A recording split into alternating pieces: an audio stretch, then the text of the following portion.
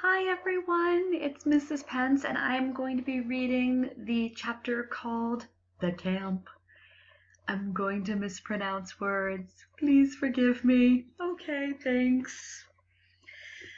I don't remember how we avoided the iron nets or reunited with my father, but I do remember seeking safety in a Sudanese refugee camp in Umsagara, a small dusty village of straw and mud adobes. Many of my people had gathered there, and for my family it became home from 1980 to 1983. Most of our village survived on goat milk, eggs, UN rations, and whatever we could grow in our small gardens. A Swedish ministry provided health care, and about a mile away sat a schoolhouse. We took some brutal beatings at the schoolhouse, but these didn't come at the hands of bullies. Our kindergarten teachers were the ones dishing out the pain. I still remember the jealous, one-armed math teacher who beat me senseless with his good arm because I had more right answers than his son. He and the other teachers could punish us for almost any reason. Whereas parents in the U.S. often defend their kids against the teacher, parents in Sudan took the teacher's side. With few checks on their power, the Sudanese teachers didn't hesitate to pound us. Get up! Hold your hands together. Now, interlock your fingers so the knuckles are exposed. Lifting the ruler high overhead, the teacher would unwind and slam torture into our naked knuckles, the ruler's metal edge knifing deep into our flesh. Quiet! Hold your mouth or you will get more. Violence wasn't restricted to the classroom either. Some of the other kids tried to push us around, so Tuoldi and I quickly mastered Sudanese fighting style where the only object was survival. You used whatever was within reach because you knew that your rival would. Sticks, stones, sand. You had to use it, and you had to win. I fought almost daily and still bear the scars, but I decorated a few bodies too. During some of the fights, we got help from our dog. I forget his name, but I think it started with an H. H really made a difference one time when Offerum, the village bully, came looking for Tuoldi and me. We tried to run, but it was too late. Offerum had grabbed my shirt, and Tuoldi had tried to stay and help me. Before Offerum could get started, though, we heard deep-throated snarling, the rapid tearing of fabric, a blood-curdling human scream. Offerum hobbled off, crying all the way home. H had rescued us by biting through Offerum's pants, right into the dark flesh of his buttock. We usually didn't believe in pets. How could we feed pets when all around us our countrymen struggled to feed themselves? No, all livestock, from the goat all the way down to the chicken, had to produce for their living. That's why my father strung our first dog on the clothesline in our backyard. My father had caught him killing the chickens one night when he was supposed to be watching them. After H saved us from Offerum, though, he assumed near pet status. We pampered him, we played games with him, we took him with us when we went hunting with our slingshots. We didn't use store-made metal and elastic slingshots either. No, we had the same kind of slingshot that David used to drop Goliath. Just a narrow strip of cloth folded in half the long way, with a stone placed inside the fold. We'd spin the cloth so fast it blurred, and then at maximum centripetal force, we'd release the stone with a quick jerk of our wrist.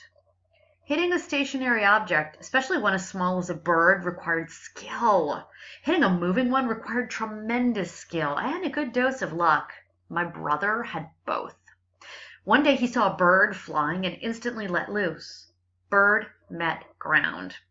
And then the pan. My mother cooked it up for us in Tuoldi. Merritt and I gathered around to devour it. But Offerum came and asked to taste just a little bit. It is unheard of in our culture to refuse people food. So we invited him to join us. He grabbed the whole bird and ran. He ate our bird. At the time, we were furious. But in retrospect, I feel no anger. How can I feel ill will toward Offerum when I know that soon after he joined one of the Ethiopian liberation movements? and that later he joined the long list of senseless casualties able to survive our crazed dog, but not his own countrymen. Umsagara had no paved road, so it didn't attract many cars. We walked or ran everywhere we went. One time, though, a giant tractor pulled up. It was unlike anything we'd ever seen. Its wheels were the size of small adobes. After a while, the owner got out and entered a home. We ran over to inspect the tires, wondering if what we had heard was true, that if you took a sharp stone and applied pressure to the tire's little air nozzle, you would empty out all of the air. We grabbed little stones and pushed eagerly. Sure enough, the air shot out of the tire like lava from a volcano. The owner shot outside, shaking his fists in fury. We bolted, for we knew that no tire pumps could be found anywhere nearby. And who wants to be stuck in the middle of Sudan with a giant immobile tractor? No doubt Tuwaldi and I were mischievous, but we weren't nearly as dangerous as our friend Kiros. He was only 6, but could climb any tree, no matter how tall. 50 feet, 60 feet, 100 feet. No problem. And he loved stones, so he would climb trees with stones in his pocket and pick off whomever passed. All of us made room for him at our tables, knowing that with one stone he could take our eyes out. Even the old woman who peddled peanuts next to the clinic shared her wares with him. After 2 years, Kiros left Umsagara for a faraway paradise. I think his dad called it America. Kiros' stones, while frightening, were hardly the most dangerous part of camp life. Famine always threatened. War raged nearby and disease took its toll.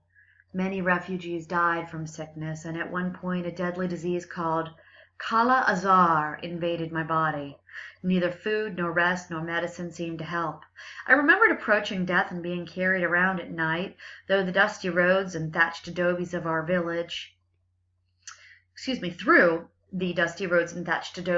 own village, through the solemn silence of the neighboring Muslim village. With time, though, my body recovered.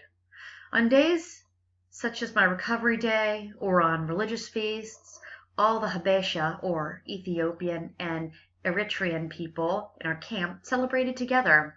We danced our people's circle dance, moving our shoulders emphatically to the steady beat. We used no synthesizers or elaborate drum sets, just a goat hide drum and a goat hide guitar. To the best dancers went more than admiration. Spectators moistened bills and slapped them enthusiastically on the best dancers' heads. My father knew how to dance with every muscle in his body. Shoulders, arms, hands, back, knees, feet, legs. Even his face gyrated in perfect rhythm with the drum and the guitar.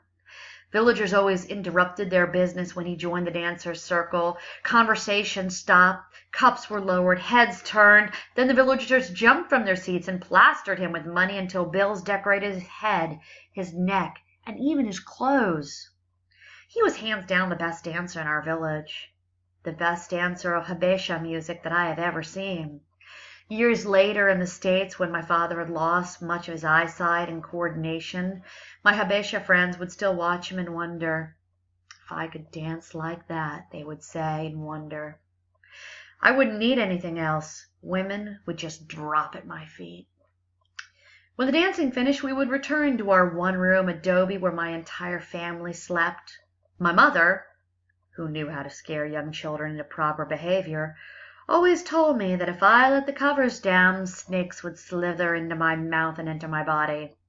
She said that it had happened to a little boy in our neighboring village. I believed her, started pulling the covers over my head, and still do it today.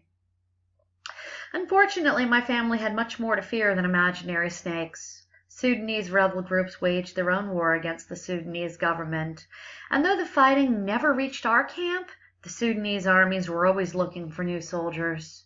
They didn't hesitate to draft refugees. We also didn't know how long we could dodge the diseases that had conquered so many of our countrymen. One thing was certain. We could not seek safety in our homeland of Ethiopia. The Eritrean liberation groups continued their quest for independence and were joined by other Ethiopian liberation forces. If we returned home, my parents believed we would be wiped out by the rebel group or by the Dergi army of Ethiopian dictator Mengistu Haile Mariam. So it was that my father started talking about a paradise called America, a distant land where everyone had a future. He told us that money grew on trees in America. Everyone was rich, everyone had a home, everyone had food, and everyone had peace. Everyone lived to be 100 years old and had access to free education and no wars. No wars? Yes, everyone had cars and no one had to work more than 2 hours a day. What a country! What a paradise! But such a faraway paradise included no relatives, no friends, and no one who spoke our language. Some villagers encouraged my parents to go. Others begged them to stay. Have you lost your mind, Haliab? Don't you care about your children? Don't you care about yourself? Don't believe all the stories, Sigi. You'll be lost if you go there. You and your children will be lost. You'll end up washing their mules and other livestock. Go, Haliab. Don't listen to them. Go and take your family with you. Even if you remain poor, your children will become educated. At the very least, you will have peace. Would you go to paradise if it meant knowing no one? Would you give up everything you had ever known? The day came when my parents had had enough. War at home, war in Sudan. My parents wanted peace, and they were ready to go.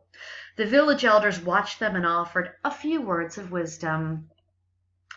Heading to America, are you? They say that everyone there drives big cars and lives in big houses. Money flows through streets of glimmering gold, and everyone lives long, easy lives. You will undoubtedly be happy there. Go well, live long, and please do not forget us. But as you gather your belongings, please permit us a few words of caution. We may be the poorest and least educated of folks. Ethiopian and Eritrean refugees living in nowhere Sudan, but even we have heard things that may interest you. America seems sweet on top like fresh honey straight from the comb, but what's sweet on the surface is often rotten underneath. So beware.